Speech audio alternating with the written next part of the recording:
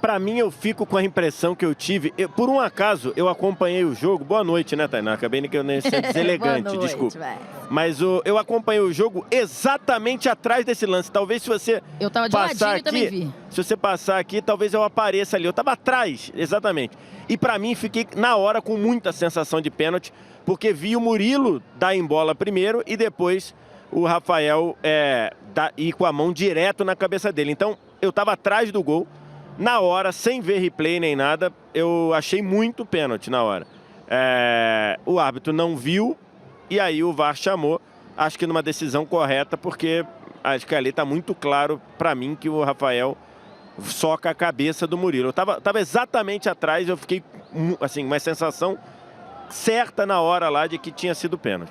Eu tava de lado, assim, eu tava perto da bandeirinha de escanteio, também fiquei com essa sensação. Cicinho, qual foi a sua sensação do lance? Quero te ouvir, daqui a pouco a gente vai ter convidado especial. Deixa eu cumprimentar a Fera aqui, né? Parabéns. A Fera tá chegando aqui, tudo bem, Alisson? O Alisson já vai participar junto com a gente aqui. Antes só queria te ouvir, Cicinho, em relação Tainá, ao lance. Assim, é um lance que, pra nós, né, que nem no meu caso, eu que já estive dentro do campo, eu já não acho um lance de penalidade, porque se você olhar pra bola na cabeça do Murilo, você vai ver que há uma dividida, um choque, digamos assim, no ar do Murilo com o Rafael. Olha lá, se a bola fosse pro gol ou para outro lugar, tudo bem, mas a bola subiu, então há meio que um bate-pronto aí da mão com a bola na cabeça do Murilo. Para nós que somos jogadores, eu não considero pênalti, mas o árbitro, ele deu pênalti, eu não... Eu já quero, obviamente, porque o Alisson tá junto com a gente aqui. Ele acabou de dar entrevista e a Bianca perguntou para ele em relação ao peso da arbitragem ou não nesse resultado aqui, né, Alisson? Então, como você disse para ela ali, difícil de responder agora, porque ainda não vi os lances, né? Eu tava em campo agora. Você acabou de ver aqui o lance. Você acha que foi pênalti bem marcado ou ainda assim você acha que não deveria ter sido marcado? Boa noite. Boa noite, né? É um privilégio estar podendo falar com vocês aqui. Cara, a gente tem que reaver algumas situações, né? Acabei de ver aqui, é inacreditável, porque se ele for dar pênalti, todo lance assim, todo jogo vai ter pênalti.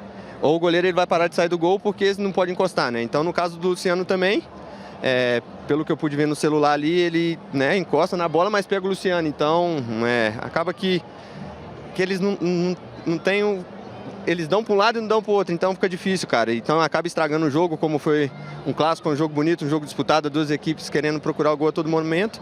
E o VAR tá ali para ajudar, mas infelizmente acaba tomando decisões assim, então fica até ruim para nós falarmos, né? Então acaba que não vamos tirar o mérito também das duas equipes que vieram aqui e fizeram um grande jogo. Veloso, estamos vendo aí, eu quero ouvir o Veloso sobre esse lance e também sobre o lance do pênalti do Rafael, até pela experiência do Veloso como goleiro, o pênalti marcado do Rafael em cima do Murilo. Você ficou quando o Candançan foi chamado ao monitor, Veloso, aqui na cabine a gente estava se falando, o Veloso ficou com a clara sensação de que ele ia marcar o pênalti. A decisão final dele para você foi uma surpresa, né? Eu fiquei com essa sensação porque há o toque por trás do Luciano. A perna do Luciano é tocada sem a bola. Só que eu acho que o que levou o Candançan a não marcar o pênalti é que o Luciano, se você reparar, ele tem um delayzinho para cair. Então, talvez na cabeça do árbitro, esse tempo que ele levou para cair demonstrou para ele que não foi o toque que acabou fazendo com que ele caísse. Ele sentiu o toque e depois ele acaba caindo, tentando ali simular, já que tinha acontecido um pênalti para o outro lado, que é polêmico também. Para mim não é polêmico, para mim isso aí tem que ser marcado. Esse eu marcaria. Eu queria te ouvir, eu marcaria os dois pênaltis. Queria te ouvir bem sobre esse lance, até pela tua experiência de goleiro. O goleiro tem muito o que fazer nessa hora, isso é pênalti, não é pênalti, na tua visão, esse lance aí é como? O Rafael assume o risco, porque a bola é longa, ela é viajada, mas ela é longa, e ele sai longe do gol. Então o risco de você errar o tempo da bola e acertar o jogador, como aconteceu no caso do Murilo ali, é muito grande. O Murilo sobe antes, ele chega atrasado, a bola já não está mais em disputa e ele acerta o Murilo. Aí não tem como. Com o recurso do VAR ainda, no lance ainda é difícil, porque o juiz não vai ter a percepção se o Murilo tocou na bola, se o Rafael chegou a bater na bola também. Mas o VAR deixa muito claro. Então não tem outra opção. O árbitro vendo na televisão, como nós vimos, em câmera lenta, com todos os recursos, por vários ângulos, que realmente o Murilo toca primeiro na bola e depois é tocado. Aí é pênalti. Do outro lado, eu acho que é muito interpretativo. Por quê? Porque o Luciano tem esse delayzinho.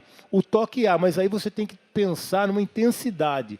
se o toque é o suficiente para derrubar o Luciano. Eu acho que como o Luciano demora um pouquinho para cair depois do toque, eu acho que isso decidiu contra o São Paulo. Para você, então, pênalti nos dois, né?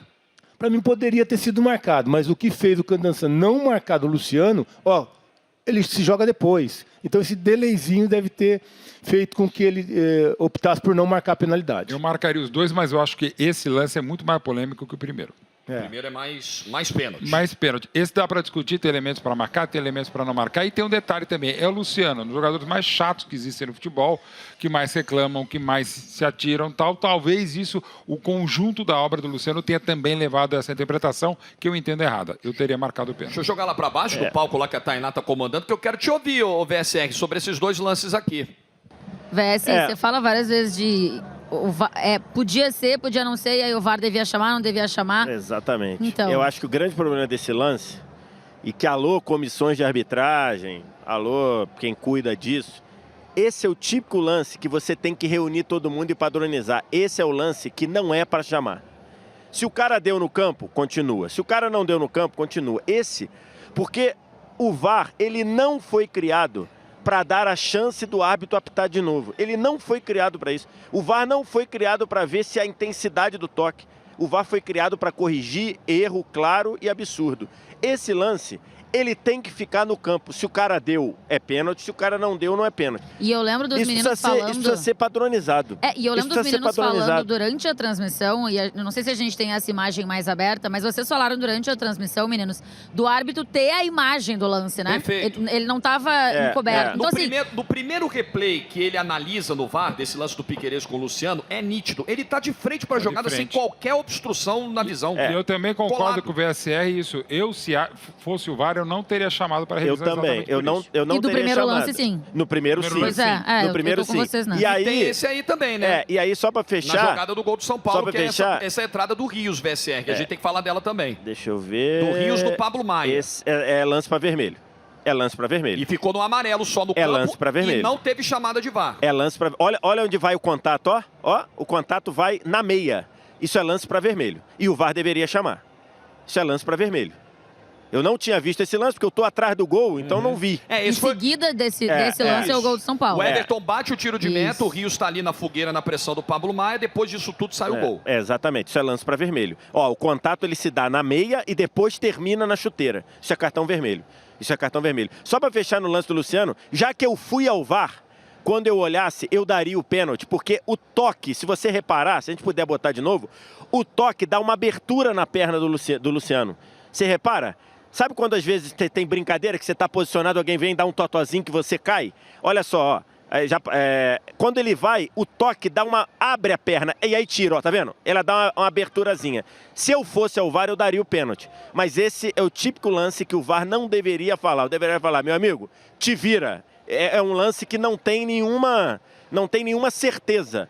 Eu aceito que diga que tem que dar o pênalti e aceito que diga que não tem que dar o pênalti. Então o VAR não deveria entrar nisso. E até o VAR demorou para chamar para esse lance, né? Demorou para chamar e a análise tempo demorou. Analisando, depois a análise também demorou bastante tempo. Então, assim, eu também acho que tem isso.